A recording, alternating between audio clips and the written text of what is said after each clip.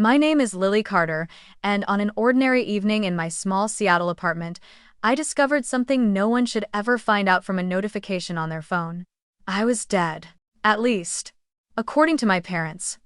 A friend sent me a link, and when I opened it, I froze. There it was, an obituary with my name, my photo, and a tragic story about an 8-year-old girl who died in a car accident. My mother wrote the tribute. My father approved it. Relatives and neighbors left heartfelt comments, mourning a girl who is very much alive. Why? Because my parents had declared me dead to collect my life insurance money, and they got away with it for 10 years. This is the story of how I walked into a family gathering a decade later and said, "Remember me?" And the entire room turned to stone. Have you ever been treated like you don't exist? And where in the world are you listening from, and at what time? If you've never grown up in a picture-perfect American suburb, let me paint it for you the way it lived in my memory: soft around the edges, sun-bleached, and carefully curated, like the front page of a church bulletin. Our house sat on a quiet street in a small Ohio suburb, the kind where every lawn looked freshly trimmed, every porch had a tasteful seasonal wreath, and every mailbox had little flags on the side that people actually used. My father, Mark Carter, insisted on mowing the lawn twice a week even when it didn't need it, because people notice these things. Lily. He hung the American flag outside the front porch every holiday and liked to say we were the kind of family others looked up to. Not in a humble way, more in a don't you dare embarrass me way. My mother, Diane, was the kind of woman people in town called pure-hearted or selfless, the one who always volunteered to organize church events, bake sales, charity auctions, anything that let her stand in front of a crowd with a microphone and a soft, trembling smile. She loved phrases like, "for the community" and "the Lord has blessed us," but as a child I always had the strange feeling that the blessing she cherished most was the spotlight. And then there was Hannah, my little sister, the golden child, the apple of the town's eye. She was pretty in the exact way little girls are encouraged to be in places like ours: bright blonde hair, big cheerful smile, natural performer. By 12 she was a cheerleader.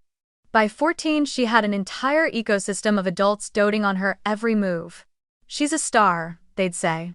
"That kid is going places." And then there was me. The other one. The quiet one. My hair was darker, my clothes never quite right.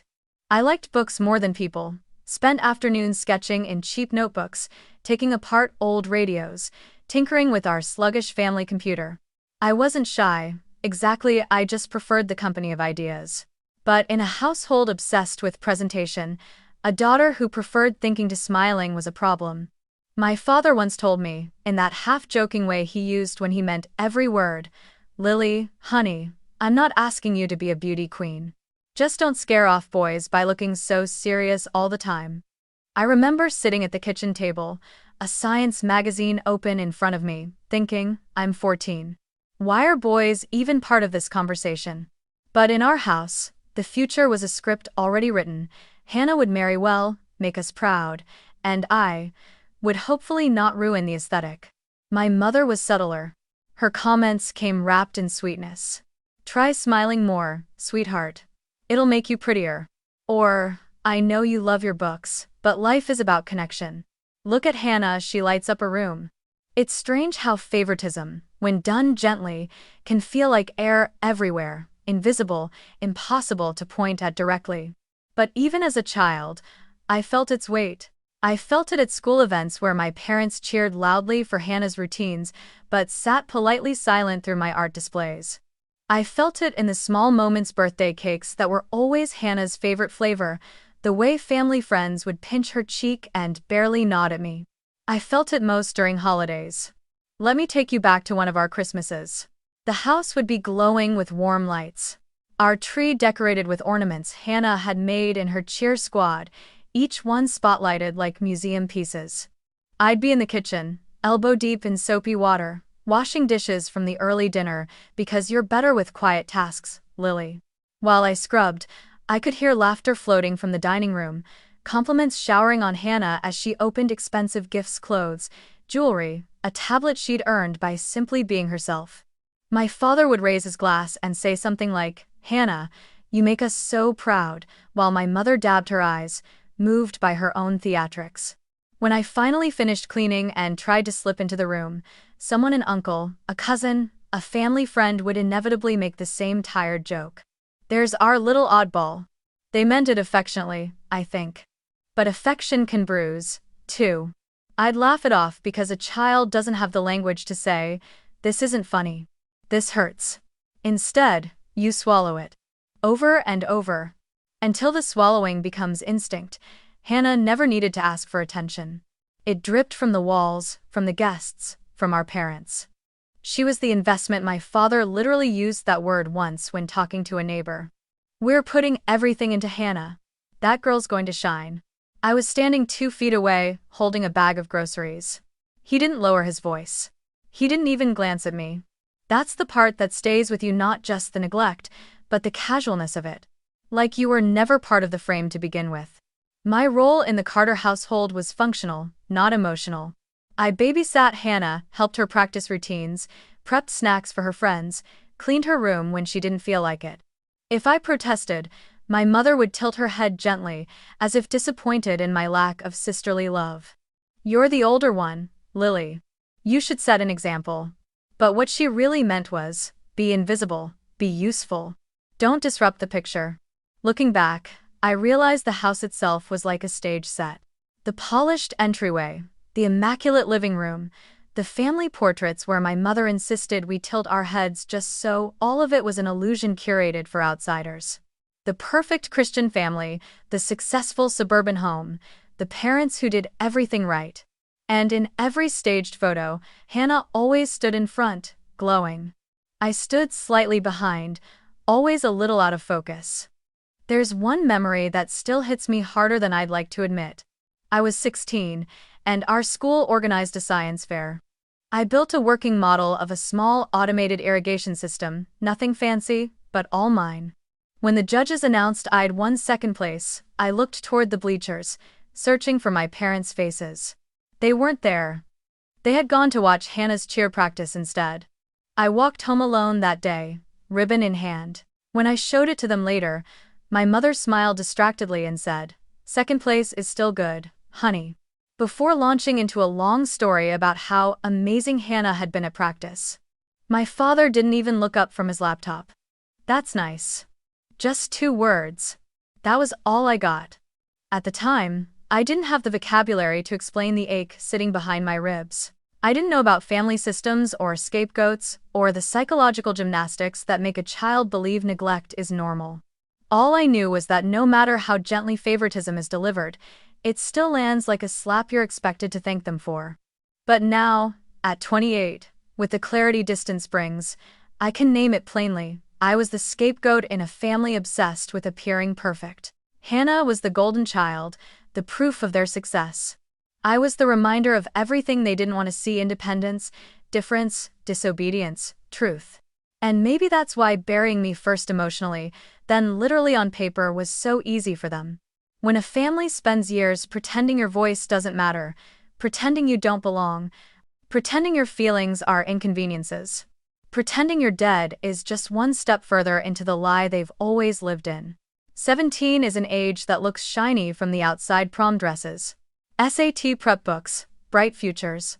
But for me, 17 felt like living inside a pressure cooker disguised as a happy Christian household.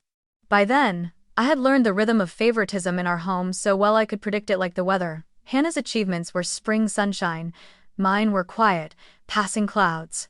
Still, something inside me, some small ember of my own life, kept glowing. It glowed when I coded little games on our outdated family computer. It glowed in the way my heart beat faster reading about universities in Seattle or Denver, cities where no one would look at me like I was an afterthought. And it glowed brightest the day I opened the email telling me I'd scored high on my SAT, high enough for big scholarships.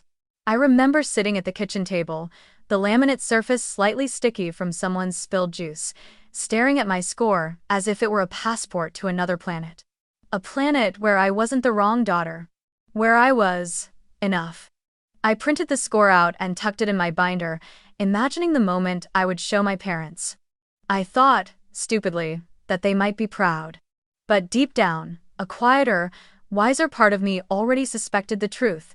Pride was reserved for Hannah. I was meant to stay small, predictable, useful. Then there was my relationship with Ethan. He was funny, kind, came from a working-class Hispanic family, and treated me like I mattered. We met in a computer repair elective, of all places, soldering old motherboard pieces in a dusty back room of the school. He was the first person who ever said, "You're really good at this, you know," and meant it without comparison to someone else. The first person who looked at my interests as strengths rather than flaws. We were careful, quiet about it. But in a town where gossip travels like wildfire, and my father knew everyone from church to the bank branch he managed, secrets don't stay secret for long. My parents found out about Ethan the same week they discovered I'd applied to schools out of state.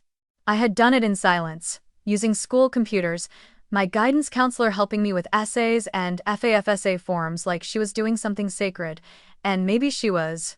When the acceptance email arrived from a university in Seattle, offering a partial scholarship and a small paid internship with a local tech startup, I sat in the school parking lot and cried into my hoodie. Not out of fear, out of hope. Real, choking, terrifying hope. But hope is dangerous in a family that relies on control. Some people talk about the moment their lives split into before and after. For me, it was a Thursday night in May. The family meeting. My father's voice had that artificially calm tone he used when preparing to punish someone. My mother's hands were clasped at her chest like she was auditioning for a church skit about suffering. Hannah sat with her chin lifted, already rehearsing her superiority. I walked into the dining room and knew immediately that something had been discovered. My printed acceptance letter sat on the table, next to a screenshot of a photo Ethan and I had taken at a school fair. "Explain this," my father said, tapping the letter with 2 fingers like it was evidence of criminal behavior. "I got accepted," I said softly, trying to hold my ground. I want to study computer science. They offered me a scholarship. And a paid internship." My voice trembled despite every effort not to let it. My father leaned back, arms crossed. "And when were you planning to tell us? After you ran off to some crime-infested city across the country?" My mother shook her head with exaggerated heartbreak. "Lily, how could you go behind our backs like this? We raised you better than that." Hannah snickered. "It's so weird imagining you in Seattle. They actually hire people like you?" It escalated fast after that. My father listed all the reasons Seattle was dangerous, immoral, liberal, full of people who would eat you alive. My mother insisted I apply to nursing instead, a stable job, honey. And it's what good girls do. They pushed community college, staying home, helping with Hannah's schedule. They never asked what I wanted, because wanting was a privilege only Hannah was allowed. Then came the line that made my stomach drop. "And this boy," my father said, sliding the photo of Ethan toward me. "This is the kind of future you think you deserve?" The tone wasn't just disgust, it was contempt. "He's not from our world." My mother added gently, the kind of false gentleness that cuts deeper than shouting. "He'll hold you back, sweetheart. You're meant for more than that." "He treats me well," I whispered. "He respects me." "Respect won't get you anywhere in life," my father snapped. "Status will. Connections will. Stability will." Then he set the terms like a judge delivering a sentence. "Here's what's going to happen. You're going to break up with him. You're going to stay here. You'll enroll in community college, like we planned, and if you obey, we'll pay for your tuition. If you don't." He let the words hang, heavy and intentional. My mother chimed in, "We're only trying to protect you. You make us look ungrateful when you rebel." My father's voice hardened further. "This family has a reputation, Lily. You've embarrassed us enough." Something inside me, some old, tired part that had spent years bending, finally snapped. I felt it clearly, like a thread pulling free. My hands were cold, but my voice came out steady. "No," I said, a simple word. But in our house, it was an earthquake. My father narrowed his eyes. "What did you say?" "No." I repeated, louder this time. "I'm not staying. I'm not breaking up with him. I'm going to Seattle." I took a breath.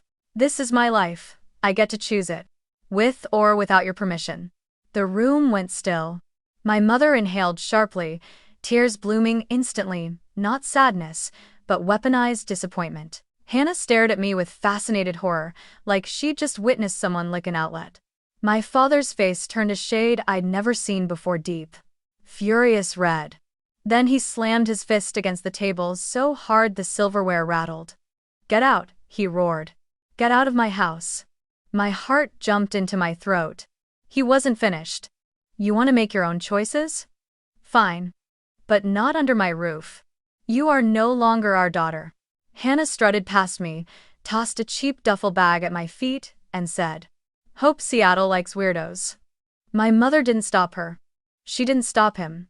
She only pressed a hand dramatically to her mouth and whispered, "You've destroyed this family, Lily." And, just like that, the verdict was sealed. I packed in silence. A few shirts, my laptop, a pair of jeans, a toothbrush, the little envelope of tips I'd saved from working part-time at the diner. It was pathetic, really 18 years in that house, and I could fit everything I owned into one cheap bag. When I walked out the door, the porch light flicked off behind me, as if even the house wanted me gone. I stood on the front lawn, the air thick with the scent of freshly cut grass, and something else I couldn't name: freedom, maybe, or grief. I told myself the worst part was over. I told myself that losing a family that never wanted me wasn't really a loss. I told myself I was walking toward a new life. What I didn't know, what I couldn't possibly imagine, was that 10 years later, I wouldn't just lose the Carter family. I would lose my own name, my own record, my existence. They hadn't just told me I wasn't their daughter. A decade later, they would decide I wasn't alive at all. Seattle didn't welcome me with open arms. It greeted me with a gray sky, a wet sidewalk, and the kind of cold that settles into your bones before you even realize you're shivering. But even that felt better than the silence of my childhood home. At least this cold was honest. At least this city didn't pretend to love me while quietly wishing I'd disappear. I landed with one duffel bag, a laptop that overheated whenever I opened more than 3 tabs, and exactly $312 from diner tips and odd jobs. My first living situation was a cramped shared room in a student housing complex, the kind where the walls were thin enough to hear your neighbors argue about ramen flavors. I lived with a girl named Kayla, a loud, chaotic theater student who talked like every sentence was a monologue. We couldn't have been more different, but she was the first person who ever said, "You're safe here," and meant it. My days fell into a brutal rhythm. Mornings behind a barista counter, wiping milk steam off my apron while tourists ordered complicated lattes I barely understood. Afternoons in community college classrooms, collecting credits one by one like stepping stones toward the degree I knew I needed. Nights repairing laptops for extra cash, or coding simple websites for small businesses that didn't know their fonts weren't supposed to blink. I slept maybe 4 or 5 hours on a good night. I lived on black coffee, dollar store noodles, and determination. There were moments, tiny, sharp moments, when my hand would hover over my phone late at night, tempted to call home. To say I was alive, to say I was trying. To ask, just once, if my mother ever regretted letting me walk out that door. But then I'd hear my father's voice echoing from memory, cold and final, "You are no longer our daughter." The words acted like a lid, sealing the ache inside. So, I never made the call. Not once. Instead, I held on to the things that survived with me. My curiosity, my stubbornness. My hands that always wanted to take things apart and figure out how they worked. In one of my programming classes, a professor told me, "You think like an engineer, Lily." No one had ever said something like that to me. It sparked something. A belief in myself I didn't know I was allowed to have. I started picking up more coding gigs. Small ones at first, fixing outdated systems for mom and pop stores, writing little security scripts for college clubs. I didn't realize it then, but those tiny projects were the stepping stones to everything that came after. Around year 3, I transferred to a university in Seattle. The campus was enormous and intimidating, full of students whose parents visited often, sent care packages, and showed up at events. I watched them from a distance, my chest tightening in a way I learned to ignore. I survived on scholarships, grants, and the sheer force of needing to prove to myself more than anyone that I wasn't the failure my parents had assumed I'd become. It was during a security workshop that everything shifted. A guest lecturer, a wiry, excitable engineer from a local cybersecurity startup, ran a capture the flag challenge. I solved a complex encryption puzzle in under 10 minutes. He stared at me like I'd grown a second head. "Have you ever considered working in cybersecurity?" he asked. I shrugged. "I don't really know anything formally." He replied, "You don't need formal. You need instinct. And you've got it." 2 weeks later, he helped me land a part-time internship. That internship changed everything. It wasn't glamorous, plenty of tedious debugging, mountains of documentation, long nights staring at lines of code until they danced. But I was good at it. Really good. The kind of good that feels like the universe finally admitting you belong somewhere. I found logic comforting. Systems were honest. Unlike people, code didn't pretend to be something it wasn't. If something was wrong, it broke openly. It made sense. Years 5 through 8 blurred together. I graduated. I got hired full-time. I moved into a slightly bigger apartment with a door that actually locked and a window view that included more than a brick wall. I made friends, real friends with people who didn't look at me like a shadow in someone else's spotlight. And somewhere along the way, I fell in love again. This time, with someone who treated me like a human being rather than a disappointment. Jordan. Smart, gentle, funny in a dry way that made ordinary moments feel like little treasures. He never asked much about my family, and I never offered. Some silences feel safer that way. By year 8, I was leading a small team at my company, working on security protocols that could have terrified teenage me. I'd become someone I couldn't have imagined back in that Ohio dining room. Confident, capable, respected. But the biggest turning point came in year 9, when a former colleague approached me with an idea, a new cybersecurity startup, small but ambitious, and they wanted me as a co-founder, me. The girl who used to wash dishes while her sister opened presents. The girl who was told she'd ruin her life by studying tech. I said yes. And, for the first time, I said it without fear.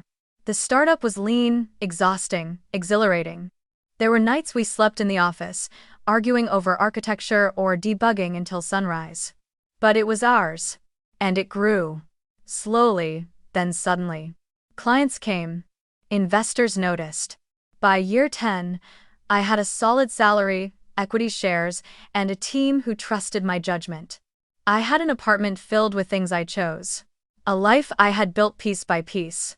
From scratch, without anyone's permission.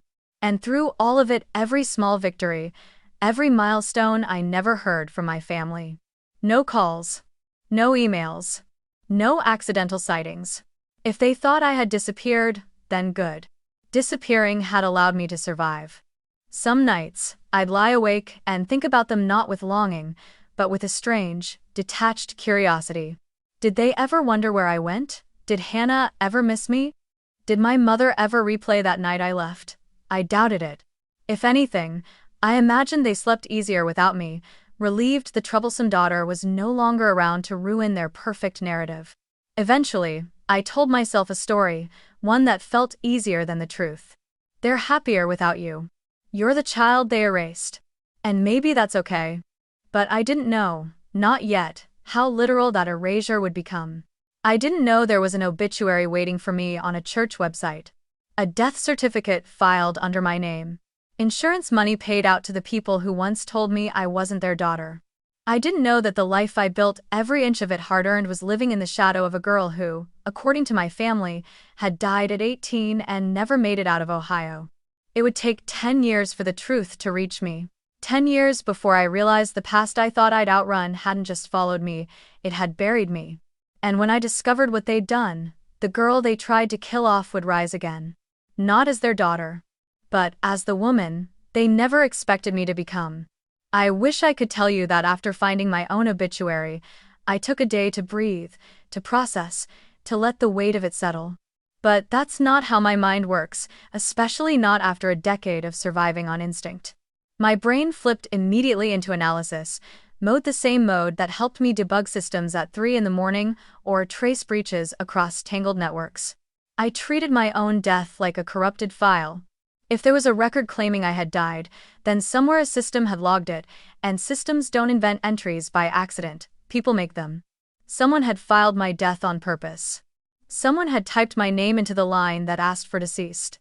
She hadn't just let me disappear from her life. She had erased me, officially, legally, entirely. My hands shook as I scrolled to the section listing the hospital and the physician who supposedly handled the case. The hospital name was one I didn't recognize, an unlicensed urgent care that, according to a quick search, had shut down years ago for failing inspections. The attending physician's name returned 0 results. No license. No history. No existence. My breath hitched when I clicked it open. It was horrifyingly simple. A single sheet of PDF with my name at the top, a case number, a date just 2 months after my 18th birthday, and the cause of death listed as motor vehicle accident, fatal injuries sustained. A location: Bridge on County Road 7. A note: no resuscitation attempted. My mouth went dry. I had never even been on County Road 7. Not once. But the detail that made my pulse spike wasn't the fake accident or the location. It was the line midway down the page that read, "Informant, Diane Carter, mother." My mother had signed the paper that declared me dead. I stared at her signature for a long time. I knew that swooping D, the careful curve of her last name. She always practiced her handwriting to look presentation ready. Suddenly, every memory of her crying in church, her trembly voice saying things like, "The Lord gives and takes away," made a sick kind of sense. She hadn't just let me disappear from her life. She had erased me, officially, legally, entirely. My hands shook as I scrolled to the section listing the hospital and the physician who supposedly handled the case. The hospital name was one I didn't recognize, an unlicensed urgent care that, according to a quick search, had shut down years ago for failing inspections. The attending physician's name returned 0 results. No license. No history. No existence. The funeral home listed had been sued for fraud multiple times. Everything pointed to a fabricated chain: a ghost hospital, a ghost doctor, a ghost funeral home. And me, the ghost child. But the question kept burning at the center of my chest: why? Why go this far? Why create an entire fake death? Why take the risk? Why lie so thoroughly? There was one answer that made my stomach twist even before I confirmed it. Insurance. My father had worked in insurance for years. And I had a sinking, nauseating suspicion who that someone was. The next morning, after a night of almost no sleep, I sat down at my dining table, really just a converted IKEA desk, and pulled up the public records database for the county I grew up in. I typed Lily Marie Carter, entered my birth date, clicked search. For a few seconds, the page loaded slowly, each pixel flickering like a taunt. Then it appeared. My death certificate. A real one. Registered, stamped, approved. Maybe she sensed the tremble in my voice. Maybe she'd seen something like this before. She made a call. 20 minutes later, she texted, "Call me. Now." When I answered, her voice was low. "Lily, the policy existed." My stomach flipped. "What policy?" "A life insurance policy," she said carefully. "Your parents opened it when you were 15. Large coverage. And the payout was issued 6 months after your listed date of death." For a moment, the room spun. My throat tightened. "How much?" She hesitated, then whispered, $280,000. My vision tunneled. That amount of money, that wasn't grief. That wasn't a mistake. It was a motive. A reward. I pressed my hand to my mouth, as if that could keep the shock from spilling out. Priya continued gently. "The payout went to Mark and Diane Carter. They collected it without any dispute." I leaned back in my chair, staring at the ceiling as the truth hit me like a freight train. My parents didn't just disown me. They didn't just erase me from their memories. They made sure I was dead on paper, so they could profit from it. Money for a child, they said, didn't exist. Money for a daughter they told me not to be. A life insurance policy opened when I was still young, still living under their roof, still hoping they'd someday be proud of me. They planned for my death before I even turned 16. I opened the death certificate again, this time noticing details I had missed in my shock. The policy number was scribbled in the corner. The claim had been filed exactly 5 days after the supposed accident. 5 days. That was all it took. 5 days to turn me into a payout. I clicked through the records again, pulling up property documents next, driven by something between morbid curiosity and forensic instinct. My father had paid off their mortgage around the same time the payout was issued. My mother's event planning business had expanded shortly afterward, new equipment, new website, new decor pieces she bragged about on Facebook. And Hannah, my sister, who had never lifted a finger for anything, got a brand new SUV the year after my death. My funeral had funded their dreams. I don't know how long I sat there in silence. Time felt meaningless, like the clock had frozen the moment I realized how completely they had betrayed me. My chest felt hollow, as if a vacuum had opened inside. But beneath the shock, beneath the disbelief, another emotion began to rise. Slow, cold, steady. A kind of anger that didn't flare or burn. It crystallized, sharpened. An anger that belonged to someone who finally understood the magnitude of what had been stolen from her. I had rebuilt myself from scratch, every job, every class, every late-night project, every inch of progress earned alone. Meanwhile, my parents had taken out money for my death, spending it on cars and businesses and the life they always wanted Hannah to have. And the worst part? On paper, they were right. On paper, I was dead. In the eyes of the state of Ohio, Lily Carter died at 18. The woman sitting in my Seattle apartment, holding printouts of forged documents, technically didn't exist. I opened the final document Priya had sent me, a screenshot of the insurance system.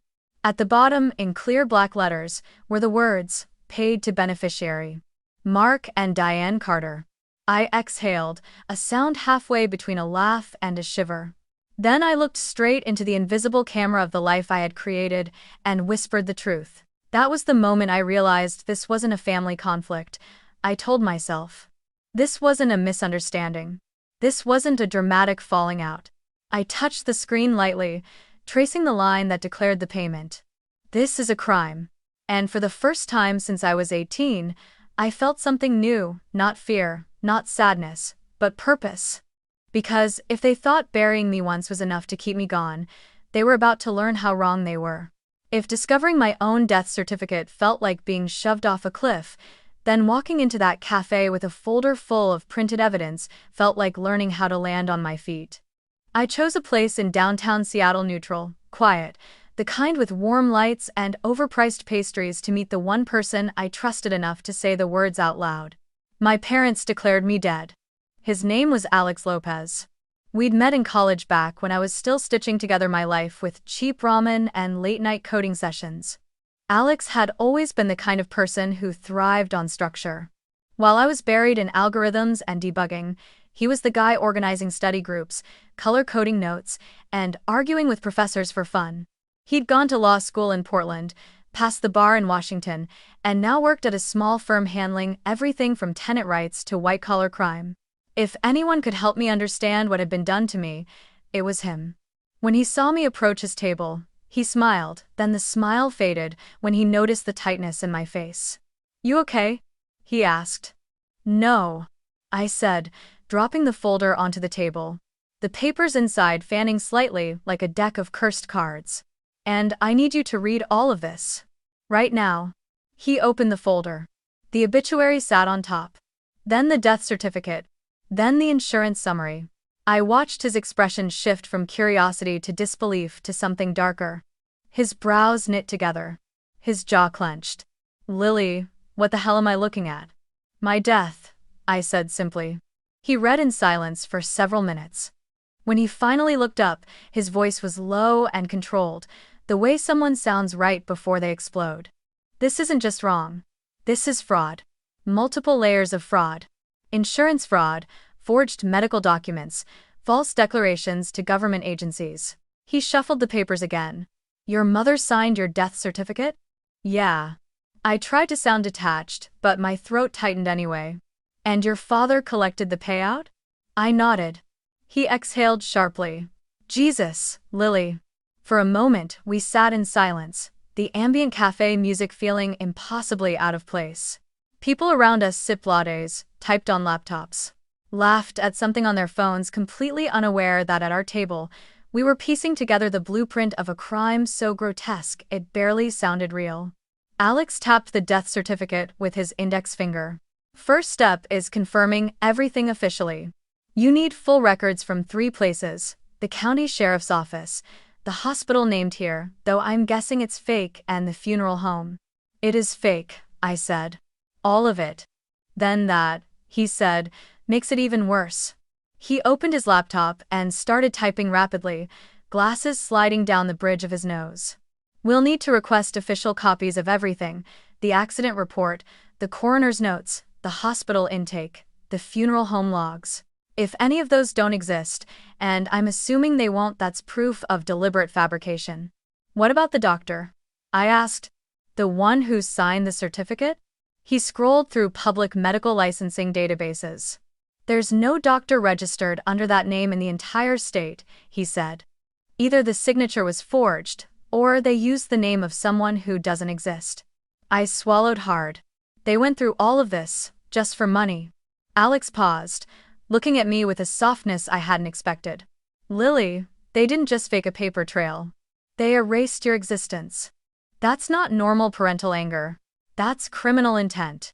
His words hung between us, heavy and sharp. I forced myself forward. What about the insurance side? How do we confirm the payout? He nodded. I'll submit a formal request for your policy details and the claim file. If the insurance company already flagged anything suspicious back then, it'll be in their records. If not, they'll be very interested once they see you're, well, alive? I finished bitterly. He didn't laugh. Alive changes everything. I am. An hour later, we had a plan, a real one. Legal, methodical, terrifying. Step 1. Gather all documents officially. Step 2. Present findings to a district attorney. Step 3. Prepare for litigation, criminal charges, and a full audit of the insurance payout. Step 4. Confront the people who had killed me on paper. Before we left the cafe, Alex scribbled on a napkin the timeline of my death. Insurance policy opened when I was 15. Death certificate filed at 18. Claim submitted 5 days later. Payout issued 6 months after that. And then he circled a cluster of dates in red ink. What's that? I asked. He tapped it. This is when your father paid off his mortgage. Another tap. This is when your mother expanded her event planning business. Another. And this is when Hannah got her car. I stared at the napkin, feeling something cold and clean settle in my veins. The kind of clarity that only comes after shock burns away. My funeral money had become their stepping stones. Their comfort. Their success. Their investment in the child they actually valued. I had told myself so many stories over the years that maybe they regretted how things ended, maybe they wondered if I was okay, maybe they prayed for me. But the truth was uglier, simpler, more final. They had profited from my absence. They had built a better life because I was dead. Alex packed up the papers carefully, as if handling explosives. If the DA takes this case, he said quietly, your dad and mom could face real time. Fraud this large? It's prison-level serious. And as for Hannah, he hesitated. What about her? If she used any of the money, college tuition, car payments, she could be considered a beneficiary to the fraud. My stomach twisted, but not with guilt.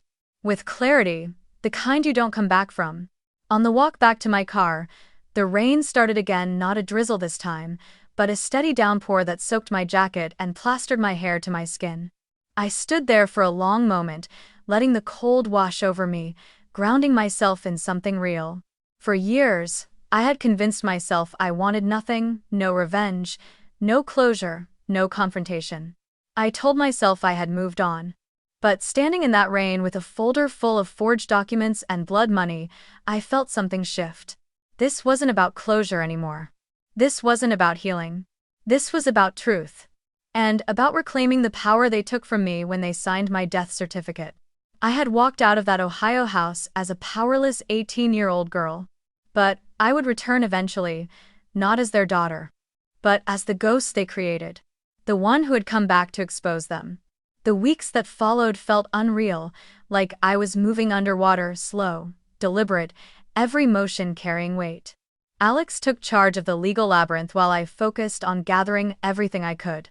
It amazed me how much of my life fit into folders, PDFs, screenshots, saved emails, timestamps, metadata. Evidence of a crime I didn't know I'd been the victim of until 10 years later. Alex reached out to the district attorney's office in my home county. He warned me that DAs weren't always quick to act, that cases like this needed airtight proof, but when he called me afterward, his voice held a stunned disbelief. "Lily," he said, "they want to talk to us, today." The DA's name was Monica Alvarez, a sharp, composed woman whose presence filled the conference room, even through a video call. She listened as Alex walked her through the documents: the forged death certificate, the non-existent doctor, the fraudulent funeral home, the insurance payout. Monica's expression didn't change, but her eyes sharpened with every detail. When we finished, she leaned back in her chair.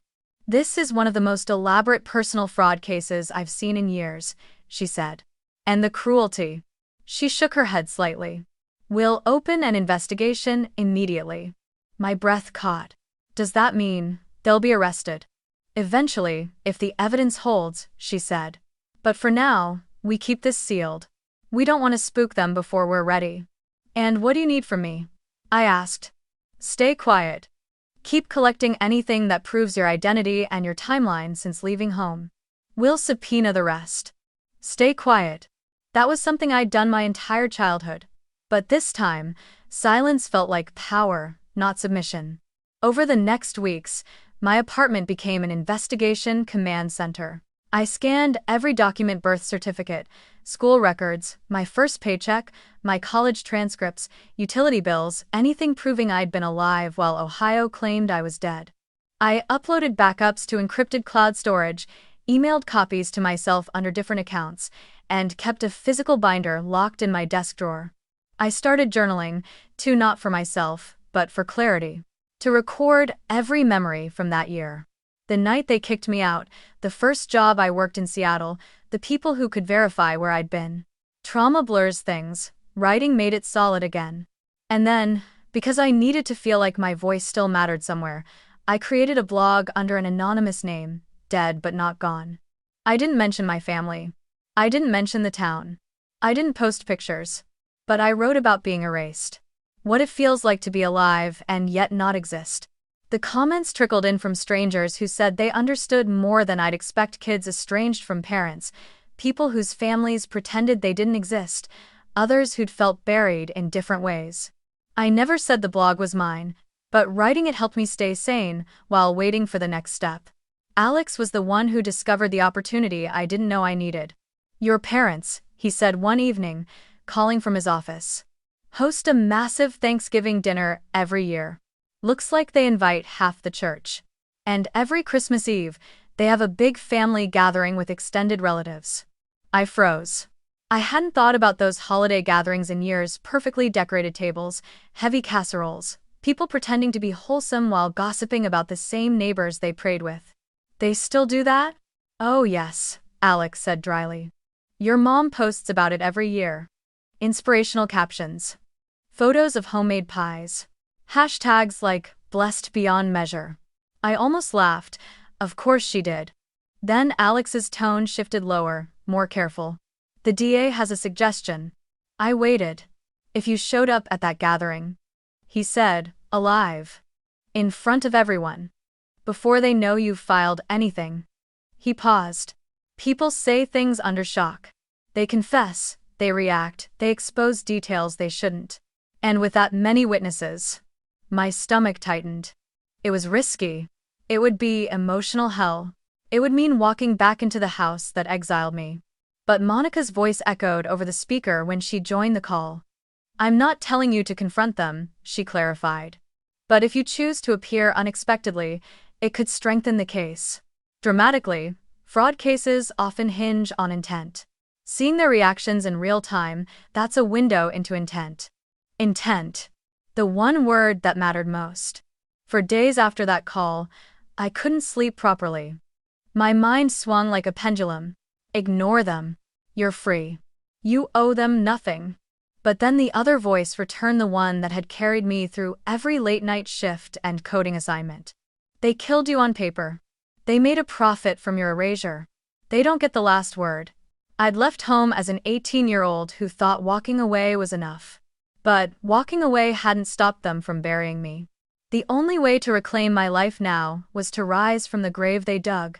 One night, around 2 a.m., I stood in my bathroom, staring into the mirror. My reflection looked unfamiliar, older, steadier, the kind of woman who could walk into a room full of people who believed she was dead and not flinch. My eyes were clearer than I'd ever seen them. I touched the mirror lightly, fingertips cold. You're not her anymore. I whispered to myself.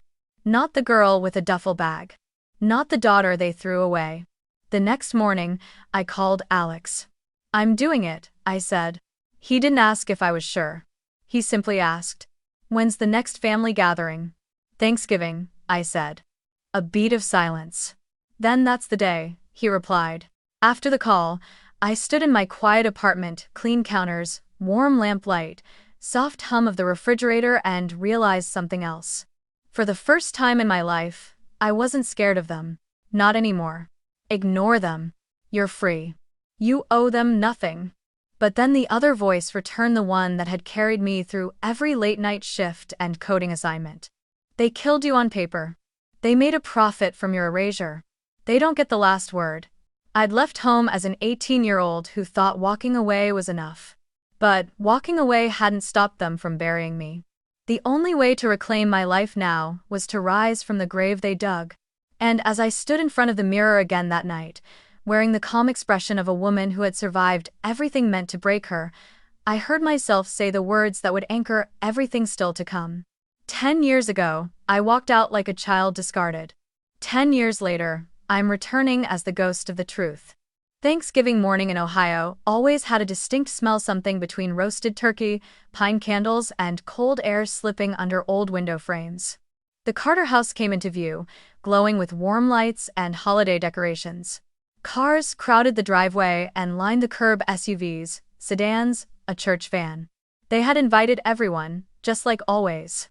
My mother didn't just throw gatherings, she hosted events. And this year, unbeknownst to her, her guest list included a ghost. I paid the driver, stepping out onto the pavement. My legs trembled slightly, but I didn't let the feeling rise into panic. Fear was an old friend. I'd lived with it too long for it to control me now. The porch was exactly as I remembered, same wooden swing, same ceramic turkey statue, same crack in the tile my father always promised to fix. I reached for the doorknob and found it unlocked, just as Alex had said it would be. Holiday traffic. Guests coming and going. The moment I stepped inside, the scent hit me like a punch to the chest. Cinnamon candles. Honey-glazed ham, fresh rolls. The foyer was dimly lit, decorated with autumn garlands. Voices spilled from the dining room, laughter, clinking glasses, the rise and fall of cheerful conversation. For a moment, the familiarity made me dizzy. 10 years. 10 years of imagining this moment. 10 years of being dead in this house. I took one breath, then another. Then I walked. Their dining room had always been the centerpiece of the house, long oak table, fancy tablecloth, candles glowing down the middle like some holiday advertisement. Hannah sat at the center, hair curled perfectly, wearing a designer sweater. My father was at the head of the table, carving turkey with a practiced smile. My mother floated between guests with a tray of bread rolls, performing benevolence the way some people breathe. No one noticed me at first. I stepped fully into the doorway, watching them like someone watching strangers play parts in a movie. A few heads turned, people who didn't recognize me but sensed something slightly off, the way animals sense earthquakes early. Then an older cousin, fork halfway to his mouth, squinted at me. His face drained of color. "Oh my God," he whispered, audible even over the chatter. "Lily?" Everything froze. One by one, heads turned. Conversations halted mid-sentence. A glass slipped from someone's hand and shattered on the floor. My mother was the last to face me. When she did, The tray tilted dangerously in her hands. Her smile collapsed. Her entire body went rigid. I stepped forward, steady, unhurried. "Hi everyone," I said, my voice calm and unmistakably alive. "Remember me?" A few people gasped. Someone whispered a prayer. My father's carving knife clattered to the table. Hannah's face went white, then blotchy red. My mother took a stumbling step backward. She tried to speak, her voice trembling. Con la AI? This isn't funny." I let the question sit in the air, tasting its absurdity. "Who am I?" I repeated quietly. "You signed my death certificate. I assumed you'd recognize me." A murmur rippled through the room, confusion, shock, fear. I reached into my bag and pulled out the folder. Evidence. My resurrection. I laid the papers on the tablecloth, right beside the turkey. "Let's start with this," I said, sliding the death certificate forward. Cause of death, car accident. Informant, Diane Carter. All eyes snapped to my mother. Someone, an aunt, gasped. "Diane, you said she died. You said you buried her." My mother's lips trembled violently. I thought there was a mistake. Someone told us." "No," I cut in, my voice sharp enough to slice through her performance. "You didn't think. You planned." I lifted the next document. "Here's the insurance payout. Issued 6 months after my death.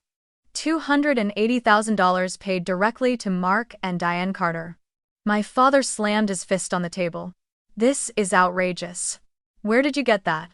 "From the insurance company," I said coolly. "After I informed them that the girl you declared dead is very much alive." Gasps, whispers. People shifting in their seats. I wasn't done. I pulled out a printed bank ledger. Mortgage paid off 3 months after the payout. I slid it across the table. Then Hannah's brand new SUV. Then tuition payments. Then a business loan for Mom's event company, all traced back to the same source. My mother's voice cracked. Stop this." I looked at her, my expression flat. "Stop telling the truth?" The room erupted in shock. Someone from church, the same pastor who had spoken at their fake memorial, stood up, face red with fury. "Diane, you told the entire congregation she died. You accepted donations. You held grief counseling sessions." Hannah burst into tears. "I didn't know. I swear, I didn't know." I raised an eyebrow. "You wrote college essays about losing your sister." Gasps again. "You posted tributes online. You used my death for sympathy points every year." She opened her mouth, but no sound came out. I turned to the room. "In case anyone is confused, yes, I've already filed with the district attorney. And with the insurance company. This is fraud. Federal fraud, felony charges. Prison time. Asset seizure." My father stood abruptly, knocking over his chair. "You have no right to come in here and—" "I have every right," I said, cutting him off. "You declared me dead. I get to show you what a dead girl looks like when she walks back into the room." The explosion came from the most unexpected place, my grandmother. She rose shakily from her seat, pointing a trembling finger at my parents. "How could you?" she shouted, voice cracking. "How could you do this to your own child?" Then another voice, my father's former colleague from the insurance industry, stood up, his face twisted in disgust. "Mark, I trusted you. I vouched for you. And you used your fake daughter's death to commit fraud?" He slammed his drink on the table. "I don't want anything to do with you." Chaos broke open like a storm, people shouting, people crying, people accusing. The golden family image shattered in a single night. I didn't flinch. I didn't apologize. I didn't comfort anyone. I looked directly at my parents' faces, pale, hands shaking, the truth finally strangling them. 10 years ago, I said softly. You told me to get out. You said I was no longer your daughter. I stepped back, letting silence settle like ash. Fine. From today on, you have no right to call yourselves my parents. It screeched nearly, and a murmur rippled through the room, some horrified, some relieved the truth was finally out. I didn't come here for revenge, I said. I came to return the truth to the people you lied to. Then I turned away. Slowly, deliberately. Walking out of that house didn't feel like it did when I was 18, frightened, unsteady, unsure of the world waiting outside. This time, I walked out knowing exactly who I was. Knowing exactly who they were. Behind me, I heard shouting, crying, denial, accusations, chaos swallowing the Carter family whole. But I didn't look back. Not once. The fallout began before I even made it back to Seattle. By the next morning, my phone was vibrating nonstop texts, missed calls, voicemails, stacked like dominoes. Somehow, someone at the gathering had recorded part of the confrontation and sent it to a cousin, who sent it to a neighbor, who sent it to someone from church. In small-town Ohio, news travels faster than morality. By noon, the entire community knew the Carter family's secret. The daughter they buried was alive. And she had walked into Thanksgiving like Lazarus with receipts. At first, the messages were hesitant, confused. "Lily, is it really you? We heard something happen last night. Are you okay? I'm so sorry if I ever believed what they told us." Then came the guilt-soaked ones. "I always thought something felt off. It's Sulliverty Tang. Your mother talked about you so often, but never with details. We should have asked more questions." There were even apologies from people who had whispered behind my back in high school, people who, 10 years ago, watched me walk out of town with a duffel bag and pretended not to see. By evening, the story had spread far beyond the cul-de-sac. Someone had tipped off the local news. The headline hit like a drumbeat. Ohio couple accused of faking daughter's death to collect insurance payout. The article described everything in stark, clinical language: falsified documents, non-existent doctors, suspicious funeral home, and a daughter me who had reappeared with evidence. They quoted neighbors, expressing disbelief. They quoted family members in shock. And they quoted Monica Alvarez, the prosecutor, who did not mince words. In my career, this is one of the most disturbing acts of familial fraud I've encountered. This was not a mistake.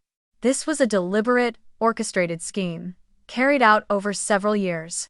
The video segment that followed showed a blurred-out clip of the chaos during Thanksgiving dinner. Even blurred, you could hear the shouting.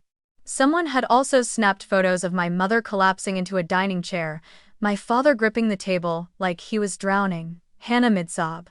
The image was surreal, the perfect Carter family finally exposed for what they really were. Within 48 hours, the legal system moved. My mother was arrested first. Charged with insurance fraud, falsifying medical documents, filing false reports, financial deception, and misappropriation of funds obtained under fraudulent circumstances. She was handcuffed in her own living room while neighbors watched from their porches, murmuring behind half-closed blinds. My father wasn't far behind. He was brought in as a co-conspirator, someone who knowingly benefited from the fraud.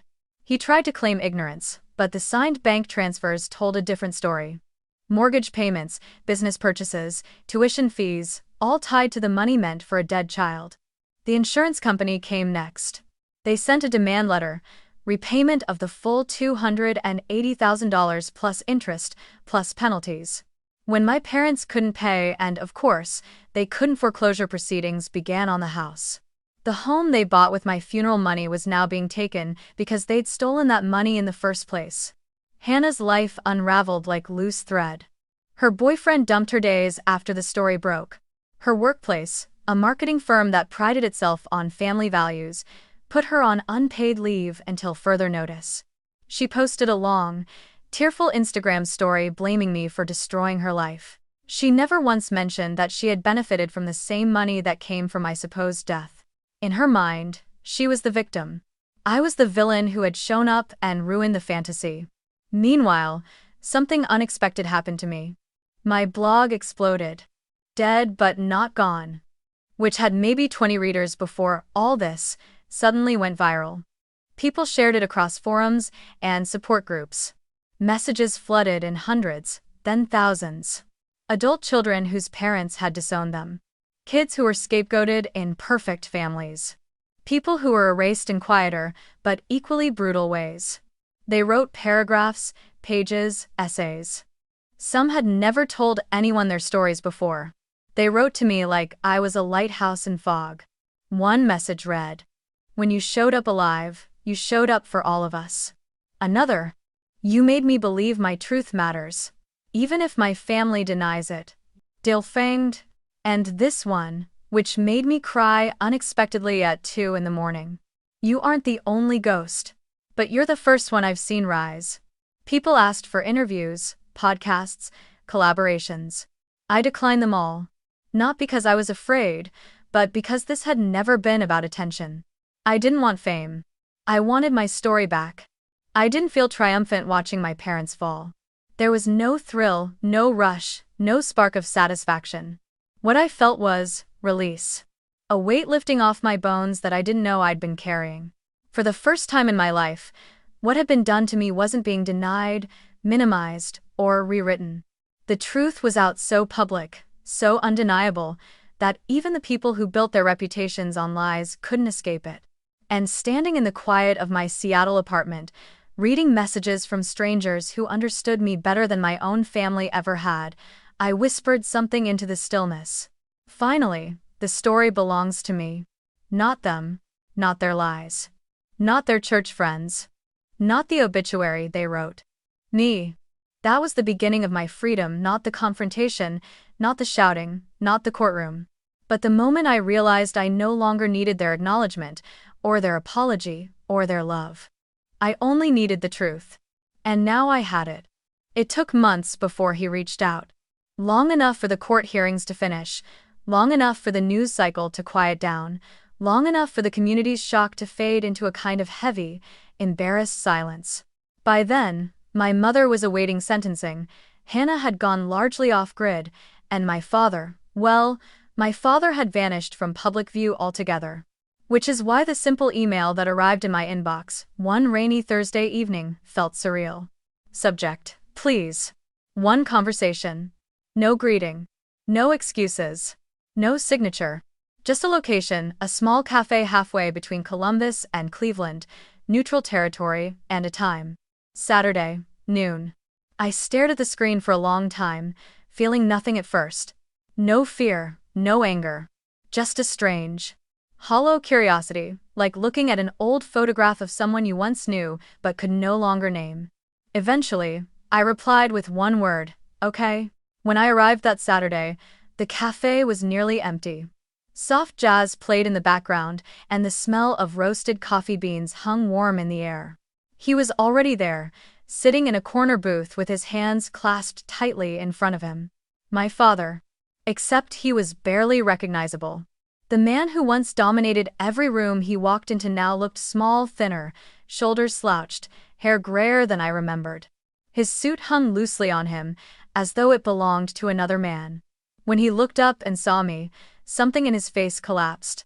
Lily, he breathed, like saying my name hurt him. I slid into the seat across from him. You asked for a conversation. I said, so talk. It's a nut to pace of in. He swallowed hard and nodded, fingers trembling slightly as they tapped against his coffee cup. I owe you the truth. I didn't respond, I simply waited. He took a breath, shaky, then began. At first, I was angry, he admitted. When you left. When you talked back. When you chose your own future over the one we wanted for you. Your mother said you were becoming ungrateful. Out of control. I believed her. I stayed silent. I told myself you'd come crawling back, he continued. You were 18. No money. No support.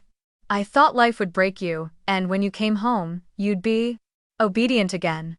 The shame in his voice was unmistakable. But you didn't come back. And that made your mother furious. I kept my hands folded neatly on the table. Go on. He looked down at his coffee, unable to meet my gaze. When she brought up the insurance policy, I didn't want to hear the details. I didn't ask questions. I didn't want to know, he closed his eyes. We were drowning in debt. The house. Hannah's tuition. Your mother's business. I let her talk me into signing what she needed me to sign. I told myself it was just paperwork. And, when you realized I was alive? I asked quietly. He opened his eyes then, and they were full of something I hadn't seen before, not authority, not anger, but raw, fragile fear. About a year after we filed the claim, I hired someone to check on you. The words hit me like ice water. You hired a private investigator? He nodded miserably. I needed to know if you were okay. If you were alive. And when you learned I was? He let out a broken breath. I panicked. If we reversed it, we'd lose everything. The house. Our jobs. Our reputation. There would be investigations, audits. Prison. So you pretended I was dead, I said, my voice steady. For 10 years. His silence was an admission. Say it, I demanded softly. His voice cracked. I was a coward. I chose money. I chose comfort. I chose the life we'd built over doing the right thing. I let your mother make all the decisions because I didn't want to face the consequences of the first one. There it was. The truth. Ugly, heavy, irrevocable. He looked at me, then really looked, and his eyes filled with tears.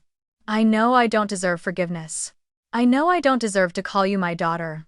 But I needed you to hear this from me. Not from the courts. Not from the news. From me. For a long moment, we sat in silence. And in that silence, I realized something important. I felt nothing for him anymore. No longing, no grief. No ache for the father I once wished I had. Whatever bond once existed had withered so completely that all that remained was clarity. Let me ask you something, I said quietly.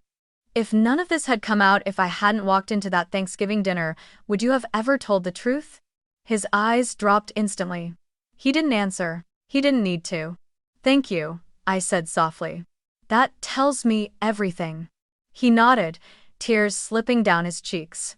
Then, with shaking hands, he reached into his coat pocket and pulled out a worn white envelope. He set it on the table between us. This is what should have been yours, he said. A portion of what we owed you. I know it's not enough. It never could be. But it's something. I stared at the envelope. Money. A gesture of guilt. A fraction of a debt that could never truly be repaid. I picked it up not as a gift, not as inheritance, not as anything sentimental. As payment, as restitution, as closure. I'll take it, I said calmly. But not for me. I slid the envelope into my bag. I'm going to use it to help kids like I once was. Kids who get pushed out of homes that were supposed to protect them. He nodded, unable to speak. I stood. He remained seated, staring at his trembling hands as though the truth had aged him 20 years. Goodbye, I said gently. And please understand. I'm not your daughter anymore, not by law, not by blood. Not by choice. He flinched, but he didn't argue. He didn't beg. He didn't chase after me. He just sat there small, broken. Alone, finally forced to live with what he'd done. And as I stepped out of the cafe into the gray afternoon light, I felt no triumph. Only a deep, steady peace. Some endings aren't loud. Some endings aren't cruel. Some endings simply free you. 2 years passed quietly, steadily, without drama or collapse. Not because nothing happened, but because everything that mattered finally happened on my terms. The legal storm that once hung over my life eventually ran its course. My parents received suspended sentences, fines so large they would be paying them for the rest of their lives, and a community reputation so shattered it would never mend. The house, the same one I had been kicked out of at 18, was foreclosed on and auctioned off. I didn't attend the hearing. I didn't watch the news segment replaying the verdict. I didn't speak to them again. And when my mother suffered a health scare months later and distant relatives whispered about funerals and obligations, I stayed home. I didn't go back to that town. Not even to say goodbye. Some goodbyes don't need to be spoken, they're lived. During those 2 years, my life rebuilt itself in ways I never expected. At the tech firm, I rose from senior engineer to leading an entire cybersecurity team, something I had once only dreamed about during sleepless nights in cheap shared apartments. My coworkers trusted me. My supervisors relied on me. I belonged in a world built on logic, truth, and precision, not on emotional manipulation or fake narratives. I also started something small almost by accident. A support group. At first, it was just an anonymous forum connected to my blog, a space where people who'd been erased, scapegoated, or betrayed by their families could write without being judged. But it grew. Messages turned into weekly online meetups. Meetups turned into a podcast where I invited guests to tell their stories: teachers, nurses, coders, artists, waitresses, each one carrying a burden they had never been allowed to put down anywhere else. I didn't speak about my family anymore. Not because it hurt, but because their chapter in my life had already closed. Now, I wanted to help other people write their next chapters too. The envelope my father gave me crumpled, heavy, reeking of guilt, became something entirely different. I split it in half. One part funded a scholarship program for teenagers who wanted to study tech, but came from homes where education was discouraged or financially impossible. The other part went to a shelter for homeless youth, the ones who, like me once, had nowhere to go when the people meant to protect them turned them out. It felt right. It felt like reclaiming something that had once been taken by force. And then came the moment that surprised even me. The first holiday season I spent intentionally joyfully surrounded not by blood relatives, but by people who had chosen me and whom I had chosen in return. My apartment wasn't large, and the dining table wasn't some elaborate, magazine-worthy centerpiece. But on Friendsgiving night, the room glowed with soft lights and mismatched plates, and every seat was filled. There was Rachel, my coworker who always brought too many pies. Jordan, who teased me about my obsession with code efficiency. Nisha, who had shared her own story of estrangement on the podcast and quickly become one of my closest friends. Emily and Mateo from my team, both loud and warm and shamelessly competitive about board games. And behind me in the kitchen, someone I hadn't expected to be part of my life 2 years earlier, a partner who met me halfway in everything, who never questioned the shadows of my past but helped me build something steadier, softer, deeper. The laughter in my apartment was messy and real, not the stiff, curated joy my mother once orchestrated at her holiday events. No comparisons. No forced roles. No perfection. Just warmth. Just connection. Just family chosen, not inherited. I stood for a long moment in the doorway, watching everyone pass dishes, tease each other, spill drinks, scramble for forks, argue about who overcooked the rolls, and something inside me loosened in a way I didn't know it still needed to. For the first time, I saw clearly. Family isn't who you're born to. Family is who builds a life with you. I wasn't the dead girl anymore. I wasn't the scapegoat. I wasn't the daughter erased for profit. I was Lily Carter, alive, whole, and finally belonging somewhere.